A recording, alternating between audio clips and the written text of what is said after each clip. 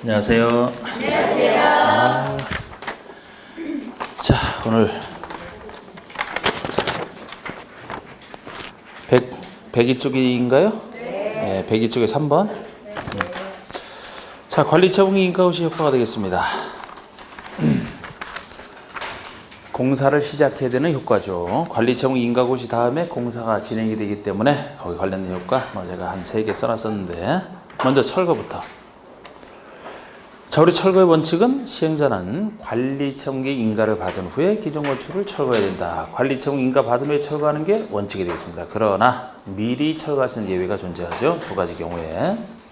시행자는 다음의 경우에는 기존 건축물 소유자 동의와 시장 허가를 얻어 미리 철거할 수 있다. 미리 철거할 때는 당연히 건축물 소유자 동의는 당연하고요. 시장 은수 등의 허가까지 미리 받아서 두 가지 경우만입니다. 박스 1번 보시면 기존 건축의 붕괴 등 안전사고 우려가 있다라면 붕괴 등 안전사고 우려가 있으니까 넘어지기 전에 붕괴되기 전에 미리 철거할 수 있어야 되고요. 폐가와 공가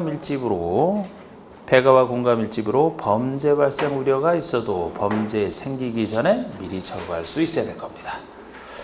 그 다음에 양가로 이번에 사용수익 정지되는 거, 공사하는 동안에 사용수익 못해야 된다 그랬죠. 관리처분기에 고시가 있을 때입니다. 관리처분기에 고시가 있으면 종전의 투자나 호출의 소유자 등 권리자는 소유권 이전 고시가 있는 날까지, 관리처분기에 고시가 있을 때로부터 소유권 취득하기 직전까지라 했어요. 소유권 이전 고시 다음 날 소유권 취득하니까 그 직전까지 최대한 금지가 되는, 중간에 준공인가 있는 날 아니죠. 이 소유권 이전 고시가 있는 날까지 종전의 토지나 건축물에 대해서 사용하거나 수용할 수 없다. 사용수익 금지. 다만 시행자 동의를 얻은 경우와 손실보상이 완료되지 않은 경우는 그러하지 아니다. 시행자가 동의해주면 써도 된다고 동의해주면 상관없고요. 손실보상을 해야 되는데 본인이 아직 안 하고 있다, 아직 보상을 못 받았다, 쓸 수는 있을 겁니다. 세 번째가 계약기간 보호규정 부적용. 그래서 각종 임대차 계약 기간을 보장해주는 규정을 적용을 안 하는 시기, 역시 관리처분기 인가를 받은 후에 지상권이든 전세권이든 임대차 계약 기간에 대한 여러 가지 보장해주는 규정은 적용을 배제 안 하겠다. 적용을 안 해야 내보내고 공사할 수 있어서. 그 다음에 이제 이번에 준공인가와 공사완료 고시, 이제 공사 끝나고 받는 준공인가 공사완료 고시, 이 구조는 개발법이랑 거의 같아요. 거의 같습니다.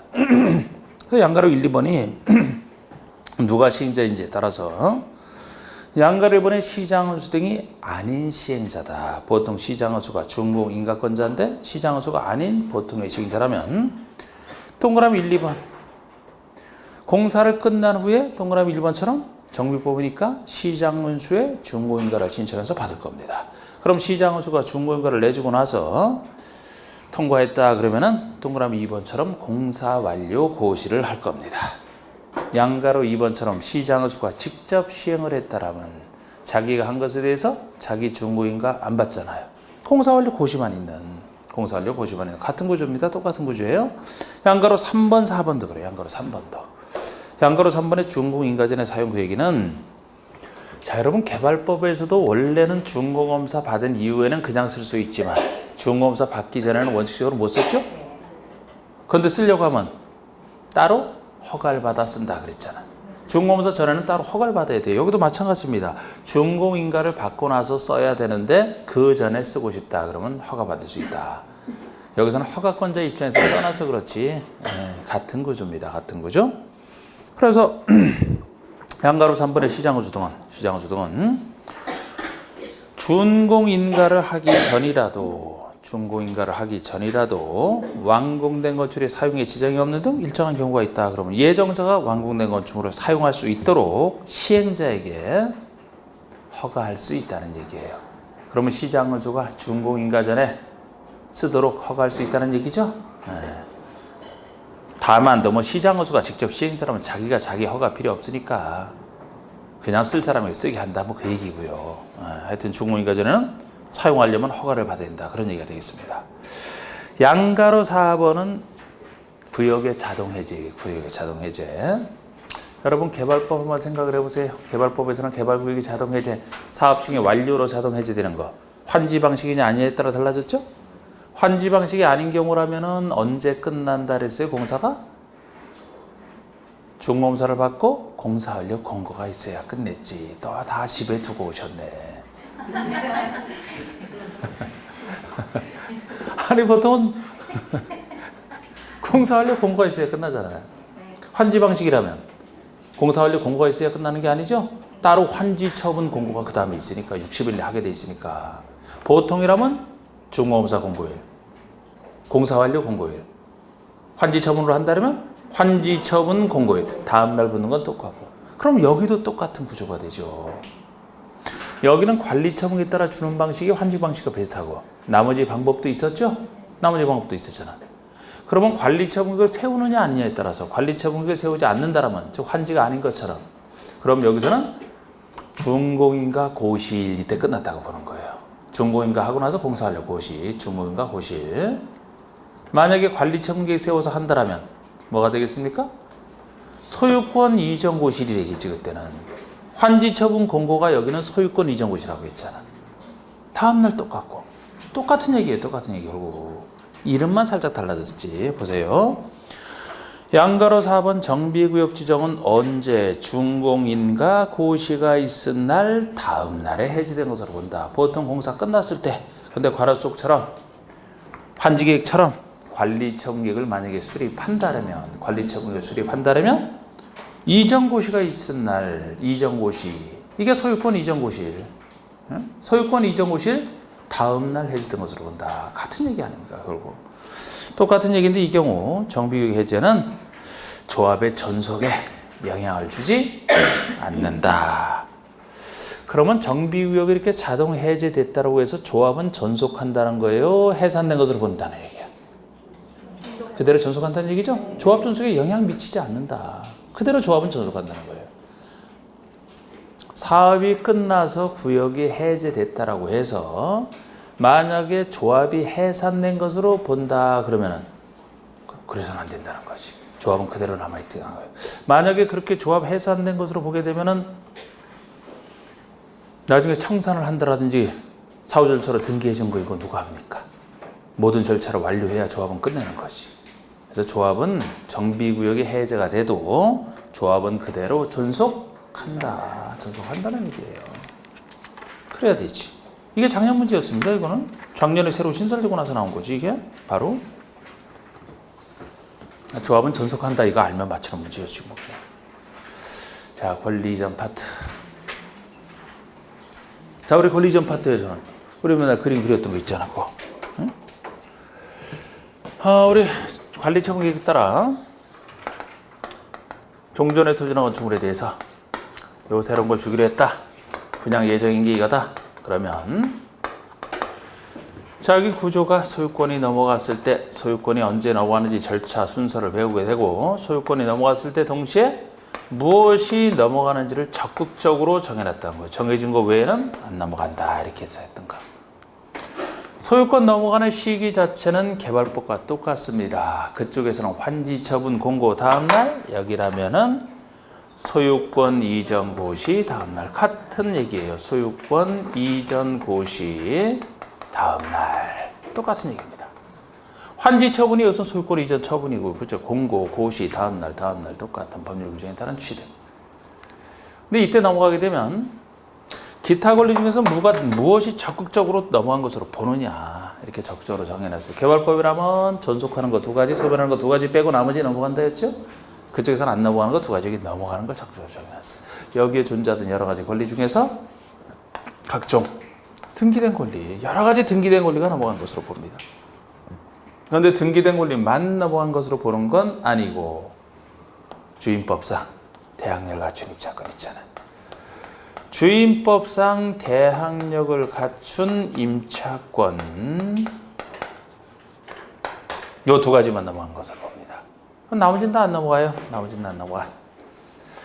보통의 임차권 안 넘어갑니다. 우리 임차권이 넘어가려면 등기가 되거나 대항력을 갖춰 넘어가는 거 아닙니까? 여기 보통의 임차권이라면 이도 저도 아닌 임차권이 되는 거죠. 보통의 채권적 임차권. 요것이 환지에선 넘어갔잖아요. 전속하는 거, 소멸하는 거 아닙니까? 당연히 넘어갔죠. 이건 안 넘어가요. 차이점. 그리고 지역권은 등기되는 권리지만 역시 거기나 여기나 이거는 성질상 안 넘어가죠. 요요권을 위해서만 존재한다. 그대로 남아 있습니다. 그러면 그 다음에 물권 중에서는 유치권, 질권도 물권이지만 어디에도 속하지 않잖아. 이것도 아니고 이것도 아니니까 넘어가는 거 안 넘어가냐. 이거 구조지 뭐 다 비슷하지만. 자, 먼저 1, 2번이 소유권 넘어가는 얘기거든요. 1번은 소유권 이전한 절차인데 그거 그냥 순서 살짝 보시고. 자, 우리 공사완료 고시가 있다. 시장은수가 공사완료 고시를 했다라면 대지 확정 측량 들어갑니다. 확정된 측량은 공사 끝나기 전엔 될 수가 없어요. 끝나고 나서 확정된 측량을 하고, 측량하는 이유는 토지를 분할하기 위해서라고 했죠. 그러니까 측량을 했으면 토지 분할하고, 분할을 왜 합니까? 주려고 분할했지, 주려고 나눴지. 그래서 분할했으면 관리처분계획사항을 분양받을 적에 통지하고 그 자리에 소유권 이전 처분을 합니다. 사실을 고시하는 게 이전 고시죠. 마지막에 시장으로서의 보고하는. 순서가 자연스럽게 뭐 이 중간에 다른 거를 뭐 빼고 물어봐도 상관없어요. 순서만 그냥 좀 기억하시면 돼. 공사가 다 끝났으니까 바로 확정 측량 들어가고, 측량했으면 분할을 해서 분할했으면 소유권 넘겨주는 처분하고 사실을 고시하고 마지막에 시장으로서 보고하는. 그럼 이렇게 했을 때 소유권 취득 시기가 2번에 나옵니다. 대지나 건초를 분양받을 자는 소유권 이전 고시 다음 날 대지나 건초에 대한 소유권을 취득한다. 소유권 이전 고시 다음 날 취득한다.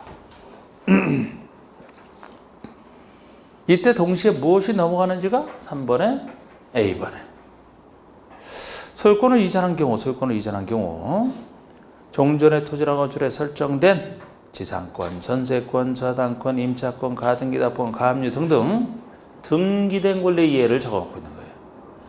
근데 등기된 권리가 쭉 넘어간다는 얘기인데 지상권, 전세권이 있지, 지역권 없죠, 저당권이 있지, 유치권, 질권 없지, 임차권 이것도 등기된 권리로서 주임법상 대항력을 갖춘 임차권까지 이 두 가지가 소유권을 이전받은 대지나 건축에 설정된 것으로 본다. 이전하지 않는 거 제가 적어놓은 거 뭐 A번 정도 보시면 돼요. B번은 개발업과 비슷한 성질의 것을 비슷하게 본다 하는 얘기가 있고, 살짝 뭐 읽어보시든지. 자, 이제 청산금 봅니다. 청산금도 개발업 분위기랑 거의 같아요. 거의 같습니다. 자, 우리 청산금 징수는 시행자는 이전 고시가 있은 후에, 여기 이전 고시가 이제 소유권 이전 고시를 다 전제로 하는 거예요. 이렇게 소유권 이전 고시가 있은 후에 당연히 그 다음에 일괄 징수, 일괄 지급하는 게 원칙입니다. 정확하게는 뭐 소유권 넘겨주고 나서 징수하잖아요. 동시에. 다만 그 전에 분할 징수하시는 게 있어요. 그 전에. 다만 정관 등에서 분할 징수나 분할 지급에서 정하고 있거나 총회 의결 거쳐 따로 정한 경우에는 관리처분계 인가 후부터 소유권 이전 고시가 있는 날까지,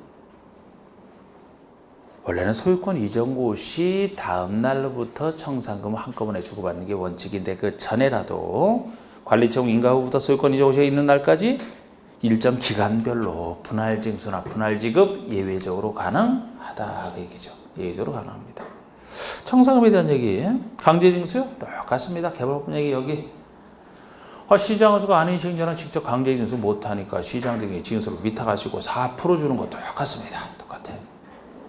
소멸시효 역시 같습니다. 5년 소멸시효 걸리는 거 똑같아요. 단지 여기라면 언제부터 소멸시효를 기산하겠습니까?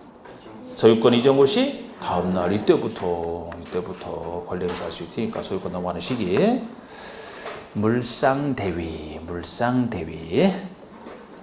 이 물상대위 규정은 여기만 있는 거예요. 정비법에만 있는 얘기인데 별 얘기는 아니고 청산금에 대해서 권한 행사할 수 있다 그 얘기 되겠습니다. 자, 예를 들어 여기 저당권이 있다라면은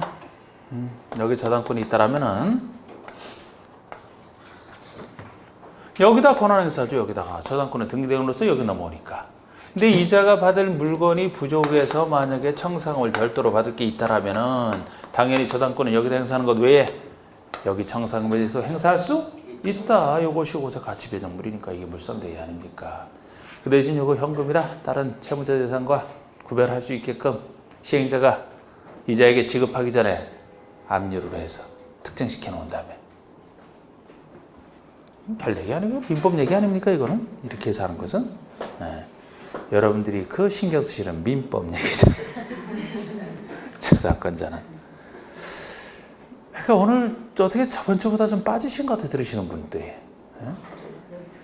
여기 앞에 빠져서 안에 뒤에도 좀 빠져 뒤에도. 네? 항상 이 빠지시면 전조가 보여 전조 현상이.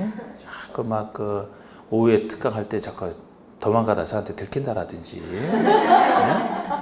그럴 때는 마음을 잡고서 그냥 해야 되는데 자꾸 그러다 보면 자꾸 나오기 싫어지지.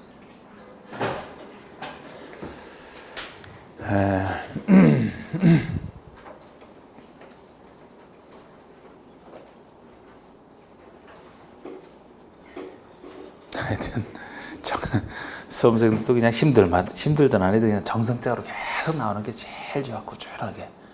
여기도 지금 꾸준히 나오시는 분들이 훌륭한 분들이 많은데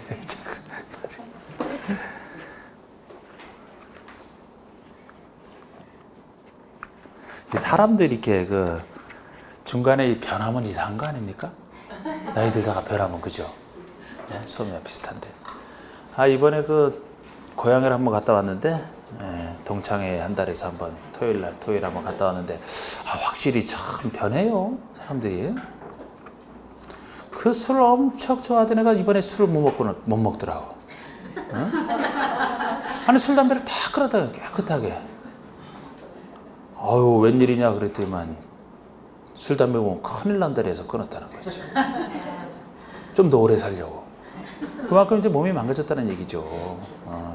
내 몸이 건강한데도 스스로 끊었다 그러면 상관없을 텐데 몸이 안 좋아서 끊은 게 아니고 끊겨진 거지 그거. 응? 네, 자기 마음이 외부에서 끊겨진 건데 못 먹는 사람들이 꽤 늘었더라고 꽤. 그전에는 가면 아침까지 잠 안 자는 게 보통인데 지금 12시 넘으니까 다 잘라 그러고 3분의 1가 잘라래. 제가 몇 년 만에 가봤거든요. 거의 바빠서 못 가다가 몇 년 만에 한번 가봤는데 그런 변화가 있더라고. 지금은 좀 오랫동안 남아있으면 하여튼 좀 저는 한 4시쯤에 잤던 것 같은. 3시, 4시? 최후까지 남아있다가 자려는 애들 막 깨워가지고서 막 그랬는데 근데 또 아침에 가는 애들이 그냥 일어나서 가면 되지 왜 또 깨워가지고 4시쯤에 잤던 것 같은데 6시에 다 깨워가지고 일어나니까 6시 깨워놓고 인사하고 가느라고 그냥 가면 되지. 하여튼 이상한 애들도 많고 그러니까 조용히 하면 어때 조용히 다 깨워놓고 그런데 글쎄 하여튼 그런 거 동창회 가보면은 세월 가는 걸 느끼는 것 같아요. 저는 맨날 여러분들한테 강의할 때는 똑같은 것 같은데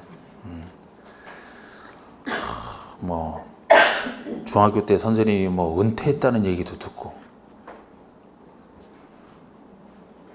중학교 때 선생님이 은퇴했다는 중학교 때 우리 바로 대학에서 바로 첫 학교로 오신 분이 있어요. 그러니까 일종의 첫 학교로 배정받은 건 저희 학교로 왔다는 건 유배지 유배. 원주에서도 진짜 진짜 유배. 아마 놀랐을 거예요 그 선생님들. 그래갖고 우리 애들은 만나기도 했고 그렇다 그랬는데 한 분은 여기 한 분은 원주 한 분은 서울에 사신다 그랬는데 이번에 한번 만나봐야 돼. 그분이 첫 발령지로 오셨는데 지금 벌써 나이가 60둘이라고 얘기를 하더라고. 제 마음속에는 그대로 그냥 옛 한 20몇 살 되시는 그 얼굴로 남아있거든요. 근데 60둘이래. 자, 이렇게 갔나.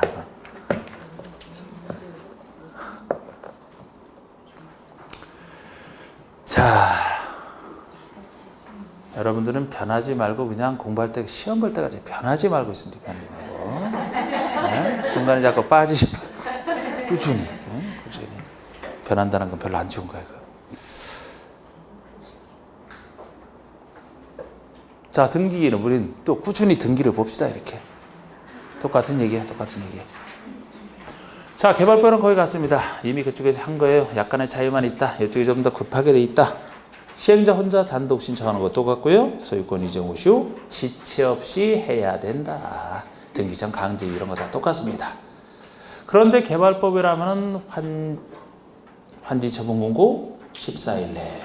여기는 소유권 이전 후 시 지체 없이 좀 더 급하게 돼 있다. 14일도 안 기다려. 차이점. 자, 이번에 정비사업에 대해서 이전 고시가 있을 때로부터 실제 등기가 있을 때까지 저당권 등기 다른 등기 못한다. 개발법도 그렇습니다. 그런데 개발법에서는 중간에 다른 등기 할 수 있는 예외가 하나 존재하는데 여긴 예외도 없다는 거죠. 아예 못합니다. 정비법 끝. 기타는 안 해요. 건축법 들어갑시다.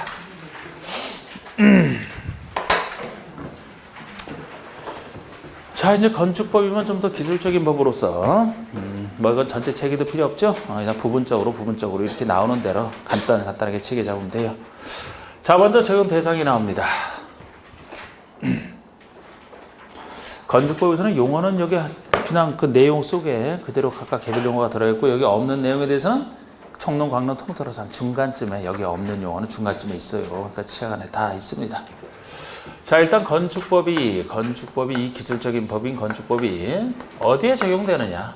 적용 범위와 관련해서도 그냥 편의상 살짝 틀만 잡아드리면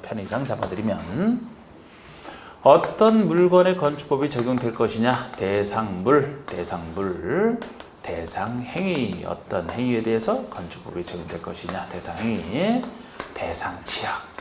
대상지역, 어떤 지역에 적용될 것이냐? 대상물이라면 당연히 건축물에 적용이 되겠죠. 건축법이니까 건축물에는 기본적으로 적용이 됩니다. 건축물이 들어서면 대지에도 적용이 돼야 돼요. 대지 기준도 별도로 있어요. 그래서 우리 건축 기준을 적용하기 위해서. 그 다음에 건축이 아니더라도 공작물에도 건축법이 적용되는 경우가 있습니다. 건축 설비에도 건축법이 적용이 되는데 너무 시험 가는 거에 관련 얘기 없고 세 가지를 주로 할 거예요. 그래서 여기 공작물도 지금 따로 이렇게 적어놓은 것이 이 공작물 중에서 건축물 요건을 갖추면 건축물이 되는 겁니다. 그럼 여기 공작물은 건축물이 아닌 거를 전제로 건축물이 아닌 거를 전제로 하기 때문에 공작물은 신고 대상밖에 없어요. 이것도 큰 것만 신고다 이렇게 얘기를 하잖아. 건축물에는 기본적으로 적용이 됩니다. 건축물을 건축등을 할 때는 허가 신고 필요한데 요거는 건축물이 아닌 걸 전제로 하기 때문에 아무리 건축물이 아닌 공작물이라 하더라도 큰 것을 전혀 통제를 안 하면 위험해서 안 된다. 통제하는데 신고밖에 없다고 신고밖에. 만약에 이 정도도 안 된다라면 신고도 필요 없죠. 그냥 하면 되고 건축물이 아니다 보니까 최대가 신고밖에 없어요. 자, 우리 행위는 주로 이 건축물을 가지고 합니다. 건축물을 건축하는 행위, 건축물을 건축하는 좀 크게 고치는 대수선하는 행위, 그 다음에 건축의 쓰임새를 바꾸는 용도 변경, 용도를 바꾸는 행위, 즉 건축을 건축하는 행위, 대수선하는 행위, 용도 변경하는 행위, 여기에 적용이 돼요. 그래서 이것도 이따 보시면 용도 변경만큼은 별도로 허가 신고가 있고 이 둘은 묶어서 같은 틀에서 허가 신고를 하잖아요. 원칙이 허가, 가벼운 것들이 각각 신고. 이것도 마찬가지입니다. 근데 이거는 신고밖에 없다는 거지. 참고로 여기든 하는 뒤에 나오는 강론 파트에 나오는 얘기든 허가 신고 누구에게 하느냐? 행정청. 주로 건축에 나오는 행정청은 뭐로 보시면 돼요? 건축에 나오는 행정청은 시장군수 구청장? 네. 왜 그렇다 그랬습니까? 왜? 작은 일이라? 자치자치도 당연히 그 사람 들어가죠? 보통 이 사람으로 보시면 돼요. 건축법에서는. 건축물을 건축한다 해도 개별 건축물을 건축하는 것에 불과하지 어떤 큰 사업하는 거 아니잖아요. 이게 얼마나 이게 무슨 대단한 일입니까? 작은 일이지. 작은 일이니까 시장군수 구청장이 주로 한다. 자치자치는 원래 그 사람이 하고. 그래서 이런 것도 가끔 물어요. 여기 시도지사급 특별시장, 광역시장, 도지사 하는 거 거의 없어. 대부분 작은 일에 다 이 사람이죠. 주택도 뭐 대규모로 짓는다면 주택법 그거는 다른 사람 더 큰 사람 있지만 개별적인 건축물에 나오는 거 대부분 이 사람이라고 보시면 돼요. 예외적으로 대형 건축물 같은 것이나 뭐 특별시장, 광역시장이 되는 것이 있을 뿐이죠, 그죠? 그것도 도지사도 없어. 대부분 이 사람. 그렇게 이제 행정처럼 느낌을 잡으시면 되고. 대상 지역이다. 그럼 건축법의 모든 규정이 다 적용되는 전면적 적용상 지역과 일부만 적용되는 일부 적용상 지역. 전면적 적용상 지역이면 사람 많이 사는 곳. 네? 사람 많이 사는 곳일수록 건축법의 모든 규정을 다 적용할 필요가 있다. 안전성을 위해서. 많이 사는 곳, 적게 사는 곳. 여기만 적용되는 뭐 6가지 규정 좀 이따 할 겁니다. 근데 요거 외에는 나머지는 다 기본 틀은 다 잡았던 거예요. 다. 그만큼 앞에 나오는 것들은 다 중요해서 뭐 지금 복습 차원이죠. 뭐 지금 하는 거. 자, 대상 물건부터 보시죠. 대상물부터. 뭐 건축물이 먼저 나옵니다. 건축물에 건축법이 적용되는데요. 동그라미 1번에 2가지 개념.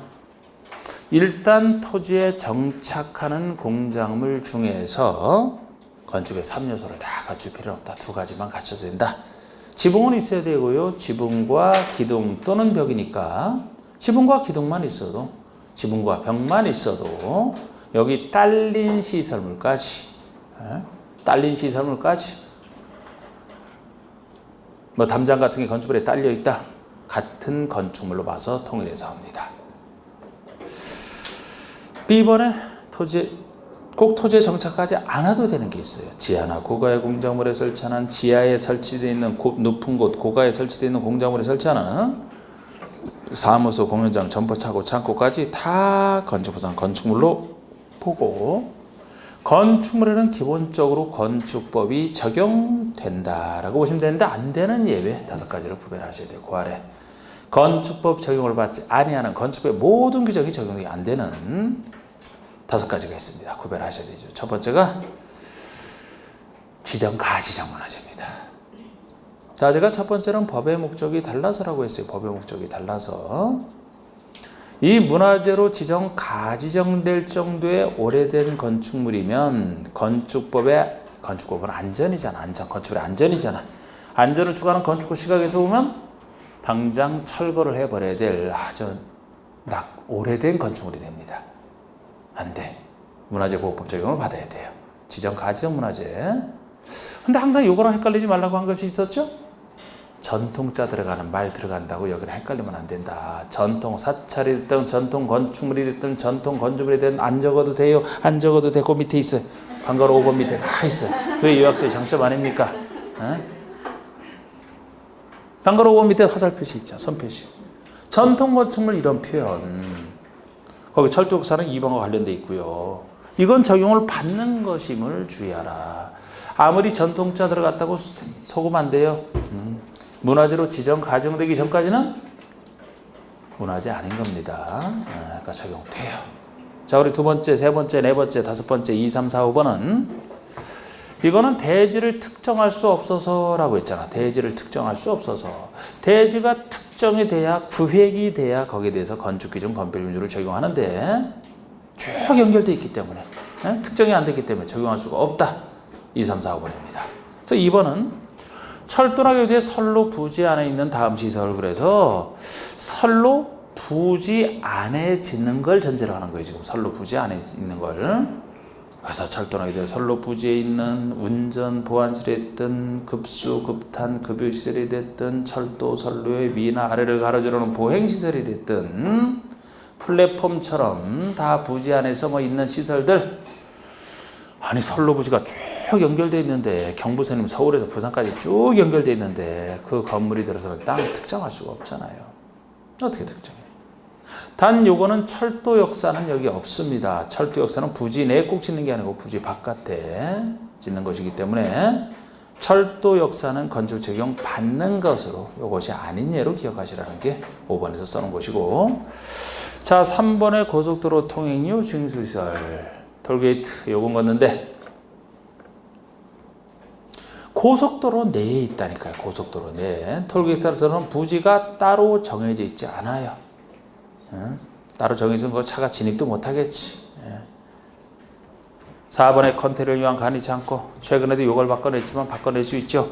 컨테이너 박스를 이용해서 우리 간이 창고로 쓴다. 간이 창고 이렇게만 나와도 적용됩니다. 단 공장 용도로만 사용되는 대지에 설치하는, 공장 안에 설치하는 걸 전제로 해서, 공장 대지 안에 설치하는 걸 전제로 해서 이동이 쉬운 만이에요. 만. 그래서 이동이 쉽다는 얘기는 토지의 정착성을 없애버렸으니까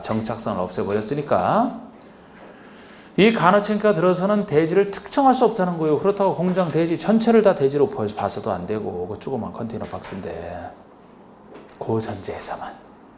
그래서 우리 컨테이너를 땅에 정착을 시켜놓고 뭐 주택으로 쓴다, 각종 사무실로 쓴다, 뭐 분양 사무실 마찬가지죠, 창고로 쓴다, 다 건축법 적용 받는 거예요. 받는 거. 컨테이너 박스가 지붕과 기둥 또는 벽이 있는 형태 아닙니까? 근데 공장 안에 쓰는 간이 창고도 공장 안에 쓰는 것으로서 이동이 쉬운 것만 이 말 붙었을 때만 이 전제가 빠지면 적용받는 것이 되기 때문에 최근에 이걸 바꿔서 냈던 5번에 하천구역인데 수문조작실, 우리 수문조작실도 쭉 연결되어 있는 하천구역 내에 있지 않습니까? 대지를 특정할 수 없다는 얘기죠. 그래서 빼는 거. 자, 우리 대지 보세요. 대지도 이렇게 건축상 독자적 개념으로 존재합니다. 자, 공간법에서 각 필지로 구획된 토지라고 건축에서는 얘기를 해요. 공간법에서 각 필지로 구획된 토지, 이 구획된 토지를 1필지라고 하는데 1필지가 하나의 대지를 구성한다고 보시면 돼요. 지목과 전혀 상관없습니다. 지목이 뭐든 상관없어요. 무조건 1필지로 구획된 토지를 건축법에서는 1대지로 본다. 이 취지가 어차피 하나의 건축물이 요 1대지에 하나의 건축물이 들어선다라면 이 건물이 들어서는 이 하나의 땅을 일대지로 봐서 건필이든 용적이든 적용을 해서 통제를 해야지 다른 걸 통제할 이유가 없잖아요.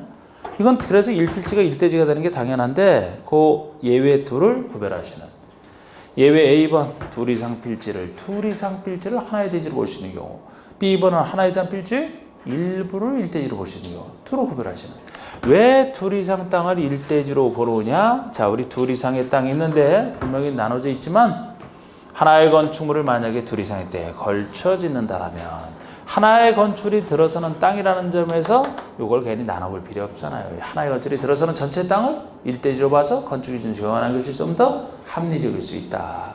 왜 일부만 1대지로 보느냐? 건축의 일부에 이 건축의 일부에만 들어서니까 여긴 못 짓는 땅이에요. 일부만 짓는 땅이야. 그럼 일부 들어서는 일부만.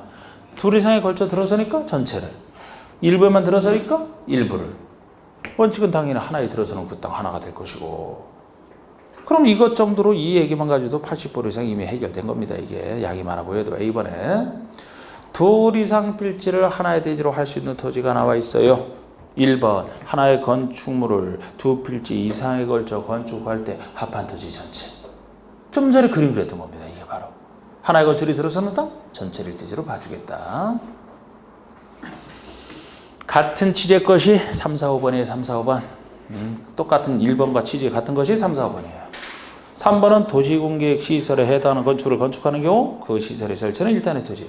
하나의 건축물을 무엇으로 바꿔놨을 뿐입니까? 도시공계획 시설로 바꿔놨을 뿐이에요. 그럼 도시공계획 시설이 들어서는 전체 땅 1대지로 봐주겠다. 그런 얘기죠.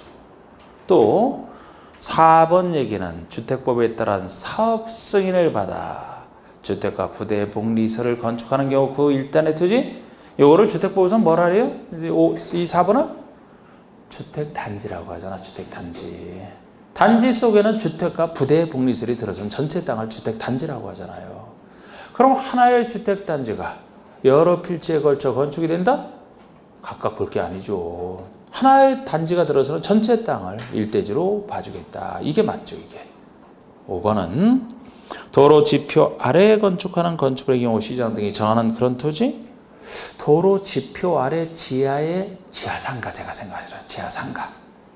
그 하나의 지하상가가 들어서는 전체 땅 1대지로 봐주겠다는 겁니다. 그래서 건축기준 적용하겠다는 거예요. 자, 이제 이렇게 하고 2번, 6번은 추가로 더 있는 두 가지 2번은 합병이 불가능한 땅을 얘기합니다.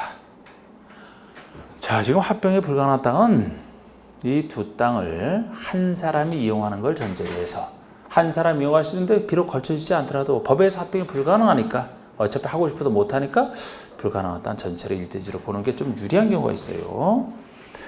어느 이유로 합병이 불가능한지는 여러분들이 공간법에서 배우시는 그 사유가 나와 있을 겁니다.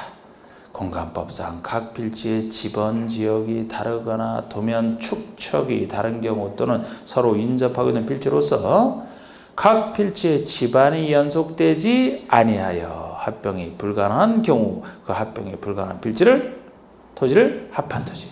그러니까 합병이 불가능한 땅 전체를 일대지로 봐주겠다는 겁니다. 어느 한 곳에 짓더라도 합병이 불가능한 땅을 같이 봐주게 되면 건필 용적률 똑같은 건필 용적률 하에서도 대지 면적이 늘어나는 것만큼 한 곳에 지을지라도 확보할 수 있는 건축 면적이 늘어나지 않습니까? 근데 한 사람이 이용하는 걸 전제로 하는 거예요. 그러니까 자 전제가 있어요. 괄호 속에 토지 소유자가 다르거나 소유권 외의 권리가 서로 다른 경우는 제외한다. 서로 소유자가 소유권이 다르면 한 사람이 이용 못하죠. 소유권은 같아도 소유권 외의 권리가 달라도 이용 못해. 둘 다 내 땅이지만 다른 땅은 내가 다른 사람에게 임차를 줬다, 임대를 줬다. 그럼 내가 이용 못하죠, 그죠? 그러면 당연히 각각을 일대지로 봐야지. 합한 토지를 일대지로 보면 안 되지. 한 사람이 이용하는 걸 전제로 해서 이렇게 제외. 그 다음에 6번이 조건부허가예요. 조건부허가.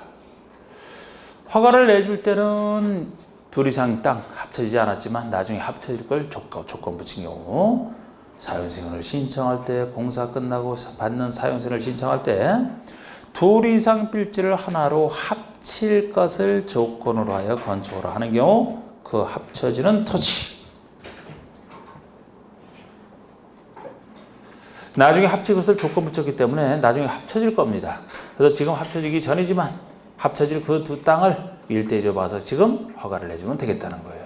근데 나중에 합쳐지지 않으면 곤란합니다. 그때 가서는. 나중에 합쳐지지 않게 되면 곤란한 정도가 아니고 조그만 땅 기준으로 다시 건축기준 정하게 되면은 법을 위반하게 돼요. 그럼 다시 위반 건축으로서 막 철거를 해야 되는 그런 사태가 올 수도 있거든요. 그래서 여기도 전제 조건이 괄호 속에 토지 소유자가 서로 다른 경우는 제외한다 이 말이 붙어 있는 거예요. 합쳐질 두 땅의 소유자가 서로 다르다라면 만에 안 될 수도 있지. 아무리 돈 많이 준다 해도 다른 소유자가 절대 나는 안 팔겠다라면 합쳐지지 못할 수도 있어요. 그런 위험성 때문에 현재는 합쳐지지 않은 두 땅이 한 사람이 역시 소유하게 되는 경우를 전제로 한다. 그럼 무조건 합치겠죠 나중에. 서로 다른 경우는 제외, 서로 다른 경우는 여기서 제외한다는 얘기는 각각의 땅을 일대지로 봐야 되는. 자, B번. 일부를 하나의 대지로 올 수 있는 경우, 아까보다 훨씬 간단하죠.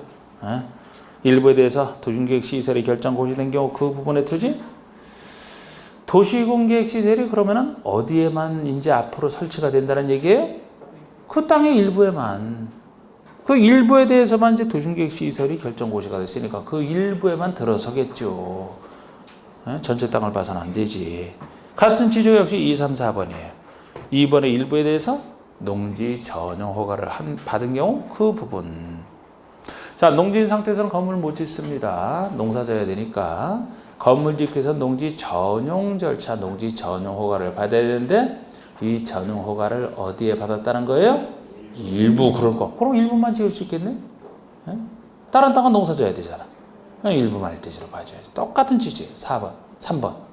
일부에 대해서 산지 전용 허가를 받았다. 그 부분. 그 아래 일부에 대해서 국계법상 일부에 대해서 개발행위 허가를 받았다. 그 부분. 그러면 농산지 전용 마찬가지예요. 개발행위 허가 일부에서 받았다는 거 일부만 개발할 수가 있는데 왜 개발 못하는 땅을 일대지로 보겠습니까? 또 하나 조건부가 조건의 내용이 아까랑 다르죠? 사용승인을 신청할 때 필지를 나눌 것을 조건으로 하여 건축 허가라는 경우 그건 나눠지는 땅. 나눌 것을 조건 붙였어요. 지금 일부가 아직 나눠지진 않았지만 앞으로 나눠질 터이니까 그 일부를 일대지로 그냥 봐서 건축허가를 내줄 수 있다는 겁니다. 지금.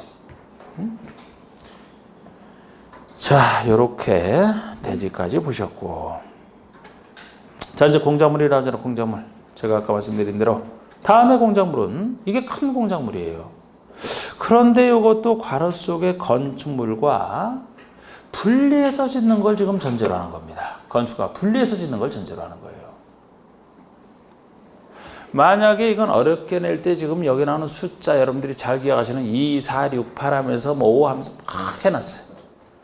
그런데 만약에 건축물에 딸려 짓는다 그 표현이 들어가 있으면 딸려 짓는다라면 아까 딸린 시설물은 건축물 자체에 포함됐죠? 네. 그건 공작물이 아니라고 그러면 여기는 건축물이 아닌 공작물을 전제로 하기 때문에 건축물과 따로 분리해서 짓는 걸 전제로 한다니까. 혹시 딸려 짓는다라면 건축물 속에 포함되니까 여기서 빠져요. 분리되어 있는 걸 전제로 해서 누구에게 신고를 해야 되느냐. 자치시장, 자치도사, 시장에서 천장 대부분 이 사람 어디 사나 건축법에 관한 거잖아. 대부분 이 사람. 신고하는 말 있어요. 그리고 우리가 이 신고 대상으로 했던 것은 여러분들이 이거는 뭐 숫자나 복잡해 보일지 몰라도 너무 열심히 해서 다 알고 있는 높이 따질 때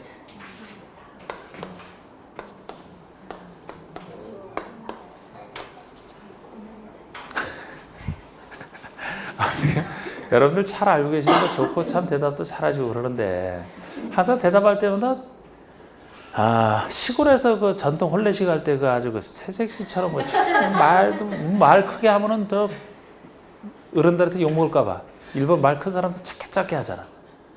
여기서는 그럴 사람 없어요. 그냥 크게 얘기하면 돼. 그냥 이렇게 에?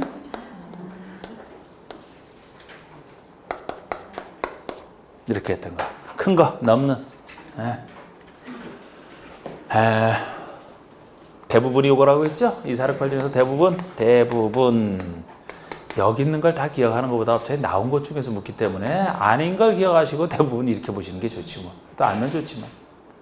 자, 요거는 뭐 상식적으로 입에 탈 없는 게 먼저 담장 갖고 있다는 느낌 딱 잡으시면 돼 그냥. 자, 우리 보통 담장의 높이 우리 키보다 살짝 높은 2m가 보통 담장이 다른 건 생각할 수가 없다 그랬어요. 이건 교도소나 가야 보인다 그랬죠? 보통 담장이 2m 높은 거. 다른 숫자 없잖아, 담장은. 그냥 이해하시면 되는 거예요, 이거는. 이게 너무 높으면요, 바람 안 통해갖고 그거 안 좋아, 그거 오히려. 스스로 창살 만드는 거나 다름없어, 그냥. 너무 낮으면 다 보여, 지나가다가. 사생활 보호가 안 돼. 약간 2m 넘는 게 담장의 보통이죠. 그리고 무너질 염려가 있을 때 무너지지 않도록 쌓아놓는 거 담장과 비슷하게 생긴 옹벽. 담장 옹벽은 2m 넘을 때 신고다. 2m 이하는 그냥 하면 돼. 통지 안 받으니까. 자, 요거는 외우면 좋다 그랬죠? 요거 어떻게?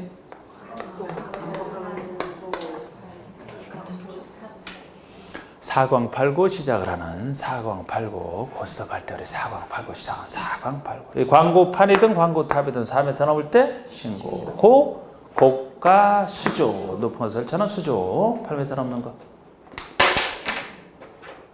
근데 여기 나중에 나오는 5m짜리 있죠. 태양에너지 발전설비 태양에너지 발전설비 오 나이 태양 했던 거 사광팔고 오 나이 태양 했던 거 대부분 6m. 그러니까 대부분 6m란 뭐 굴뚝이든 장식탑이든 기념탑이 됐든 운동설한 철탑이 됐든 주상에 설치하는 걸 전제로 한 통신용 철탑이 됐든 여기 안 나오는 대부분은 다 6m 넘는 걸로 보시면 돼요. 이게 높이에 대한 얘기입니다. 높이는 이거밖에 없어요. 그런데 면적 따지는 것은 지하대표가 하나 더 있죠? 역시 큰 거죠? 면적 30제곱미터를 넘는 지하대표. 근데 유일하게 다 넘는 큰 것이 신고인데 넘는이 신고인데 이 넘는에 대한 유일한 예외로서 8m 이하라는 게 이게 특이한 거 하나가 딱 있잖아. 8m 이하. 기계식 주차장 또는 철골 조립식 주차장소 외벽이 없는 거. 외벽이 없어야 돼요. 혹시 아무리 주차장 뭐 기계식으로 지었다 하더라도 외벽이 있다면 외벽이 있고 위에 혹시 지붕이 있으면 건축물이 되거든. 그건 주차 빌딩 말고 여기는 공작물을 전제로 하는 거예요. 외벽 없이 기계식 철골 조립식으로 지어진 외벽도 없고 그러기 때문에 요거는 8m 넘어서는 위험해서 아예 설치를 못하는 걸로 생각하시라고 했잖아. 8m가 최대치가 되는 거야. 8m 이하.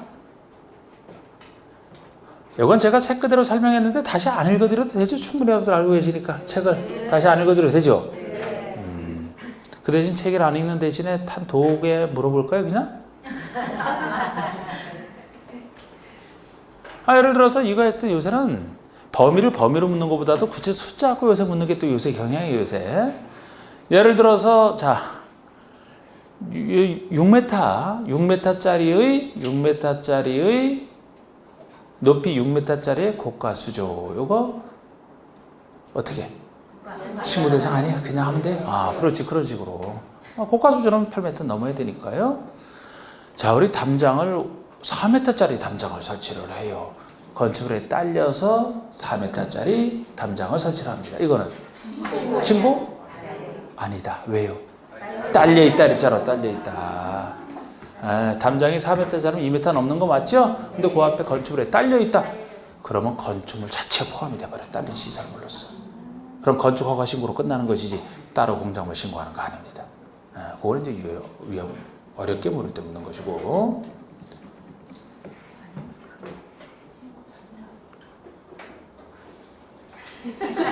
신고 아니에요. 신고 아니라니까.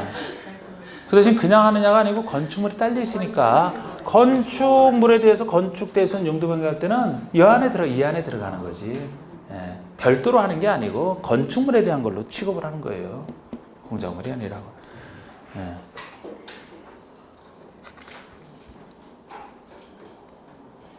됐어. 설비. 건축물 자체에 설치하는 각종 설비. 쉴까요, 여기서? 네. 쉴까요 하는 말은 아주 뭐 크게 대답.